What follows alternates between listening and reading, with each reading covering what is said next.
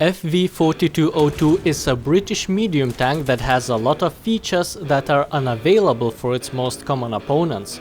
Additionally, all of its features interact together, increasing each other's effectiveness. One of the reasons why FV4202 wins against other tanks is accuracy advantage. Tank has three things that contribute towards it. First of those things is two-plane stabilizer that allows to shoot accurately while tank is in motion at any speed. Stabilizer might be a common thing at high tiers, but at battle rating of this tank, it's still unusual, and even when over-tiered, most of the opponent's guns will not be stabilized. That in many cases means that you are the first one to deal damage and you will spend less time in the open than your opponent. Second thing contributing to accuracy are projectiles. You will be using two of them, solid armor piercing and armor piercing discarding sable. None of them has explosive filler, so post-penetration damage will often be an issue. On a good note, penetration itself is not that bad, and you can shoot another projectile relatively fast as reload is only 6.3 seconds. My default choice was full caliber AP shell and few APCRs just in case. AP projectile offers the biggest damage output, and you rarely meet a tank that has thick enough armor to be a problem. But when you do, then few subcaliber shells can do all the difference. They have around 3 times less mass, so won't deal as much damage, but instead it can penetrate otherwise impenetrable frontal armor plates of tanks like T-44 or King Tiger. But what it has to do with the accuracy? AP shell's muzzle velocity is not impressive, but still above average, 1000 meters per second, similarly to Germany, USA or France, while the rest of the nations at this battle rating will have more trouble compensating for gravity. On the other hand, APCR shell is impressive. With muzzle velocity of 1400 meters per second, it can be compared to some of the APFSDS projectiles that can only be found at top ranks. The third and last contribution towards accuracy is added by rangefinder. Just like with stabilizer or muzzle velocity, it's not so uncommon for higher tier vehicles, but for battle rating of this tank it is still unusual. Rangefinder will let you to accurately measure the ranges over 1 kilometer and do it quickly. This can give you an advantage when engaging very distant targets, but usually you don't get into such situations where distance could exceed 1 kilometer. And everything closer is really easy to hit without any measurements thanks to the speed of your shells. Though it's better to have rangefinder you rarely need than not having such option at all. Speed is one of the main things that make this medium tank to feel like a heavy one. The engine is slightly too weak, but since driving too fast might result in spilling precious tea, the maximum speed is limited to 31 kph. On bigger maps, someone will already be capturing a point while you are still approaching.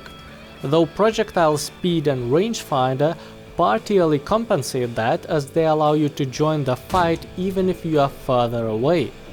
Reverse speed is also very limited, only 4 kph. That makes retreat very slow. Even if the tank launches all of its smoke grenades that actually create really good cover in a wide arc in front of where turret is looking, opponents shooting through the smoke at your last known position will often be able to hit you again. Turret's rotation speed of 18 degrees per second is also one of the slowest at this battle rating, but it's not that bad to become an issue. Additionally, since tank has neutral steering, slow rotation can often be compensated by additionally spinning the whole tank. Guns depression, as usually for British tanks, very good, -10 degrees. That allows you to play hull down, shoot targets below your tank, and check where British pounds value has fallen. Exception is when turret is turned backwards, where engine limits its vertical guidance. It's still possible to shoot targets right behind you, but it can be difficult or even impossible to hit lower vehicles. Elevation is just enough to feel comfortable, 20 degrees. With this in mind, planes could be a problem as the only machine gun is coaxial, so it has all the same limitations as the main gun. Additionally, it's low caliber, so even planes cannot be seriously damaged. Armor is another thing that makes it feel like a heavy tank.